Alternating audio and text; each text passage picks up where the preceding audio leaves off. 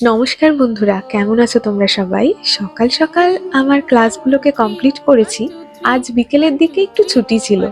আজকে ছিলাম মায়ের মন্দিরে পুজো দিতে, দক্ষিণেশ্বর মন্দিরে।